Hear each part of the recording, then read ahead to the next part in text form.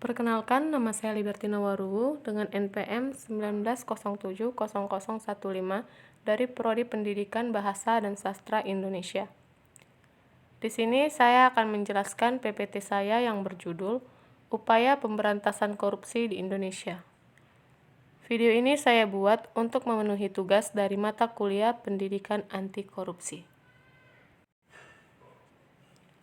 Pemerintah sangat menjunjung tinggi perlindungan hukum bagi setiap warga negaranya, sehingga diperlukan pemantapan-pemantapan terhadap sarana dan prasarana yang diperlukan guna menopang pembangunan di bidang hukum. Dalam upaya untuk mencapai keberhasilan pembangunan bidang hukum, perlu didukung adanya peningkatan sarana dan prasarana serta peningkatan pendayagunaannya, pemantapan, kedudukan, dan peranan badan-badan penegak hukum yang merupakan pihak yang berhubungan langsung dengan proses penegak hukumnya. Dalam hukum pidana itu terkandung aturan-aturan yang menentukan perbuatan-perbuatan yang tidak boleh dilakukan dengan disertai ancaman berupa pidana dan menentukan syarat-syarat pidana dapat dijatuhkan. Sifat publik yang dimiliki hukum pidana menjadikan konsekuensi bahwa hukum pidana itu bersifat nasional. Dengan demikian, maka hukum pidana Indonesia diberlakukan ke seluruh wilayah negara Indonesia. Pemberantasan tindak pidana korupsi dapat dilakukan oleh Polri khususnya dalam hal penyidikan. Hal ini diatur dalam Pasal 14 Ayat 1G Undang-Undang Nomor 2 Tahun 2002 tentang Kepolisian Republik Indonesia.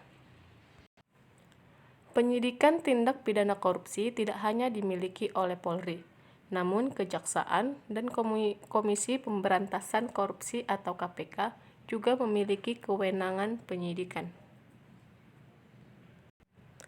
Perbuatan tindak pidana korupsi merupakan pelanggaran terhadap hak-hak sosial dan hak-hak ekonomi masyarakat, sehingga tindak pidana korupsi tidak dapat lagi digolongkan sebagai kejahatan biasa, melainkan telah menjadi kejahatan luar biasa. Oleh karena itu, dalam upaya pemberantasannya tidak lagi dapat dilakukan secara biasa, tetapi dibutuhkan cara-cara yang luar biasa. Penyebab terjadinya korupsi di Indonesia menurut Abdullah Hemamahua, berdasarkan kajian dan pengalaman, setidaknya ada 8 penyebab korupsi, yaitu sebagai berikut.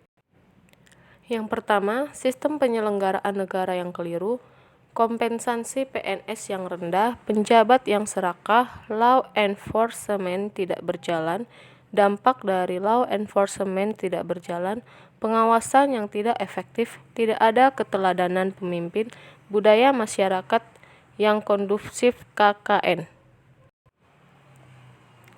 Warga negara berhak untuk hidup aman, damai, tentram, terhindar dari berbagai tindak kejahatan.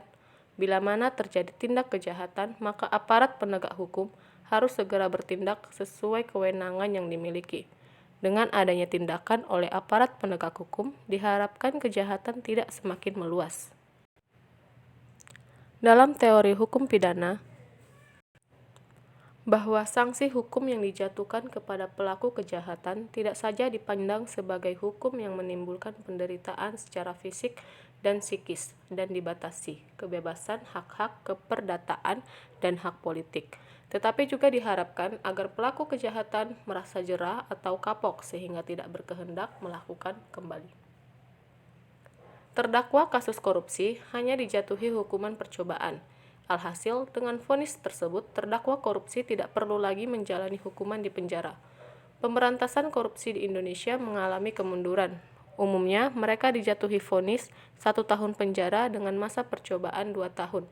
Jumlah bahwa adanya kecenderungan bagi para hakim untuk menjatuhkan hukuman terhadap terdakwa korupsi sesuai dengan batas minimal hukuman yang ditentukan Undang-Undang Tindak Pidana Korupsi atau Tipikor. Upaya pemberantasan kejahatan korupsi melalui penegakan hukum yang berkeadilan saat ini tampak masih memerlukan perjuangan berat. Karena kejahatan korupsi merupakan kejahatan luar biasa yang berbeda dari kejahatan pidana biasa.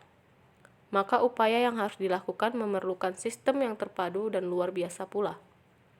Sebagai kejahatan luar biasa, pemberantasan korupsi memerlukan kemauan politik luar biasa sehingga presiden sebagai kepala negara menjadi figur penting dalam penggerakan dan sebagai kepala negara menjadi figur penting dalam menggerakkan dan mengordinasikan peran polisi, jaksa, pengadilan, dan KPK menjadi kekuatan dahsyat, sehingga praktek KKN seperti penyogokan, penggelembungan harga, gratifikasi, dan penyalahgunaan kewenangan lainnya dilakukan oleh oknum aparat PNS atau penjabat negara, baik di tingkat pusat maupun daerah, dapat dipersempit ruang geraknya melalui cara-cara penegakan luar biasa dan terpadu. Demikian presentasi dari saya. Salah dan janggalnya saya mohon maaf. Sekian dan terima kasih.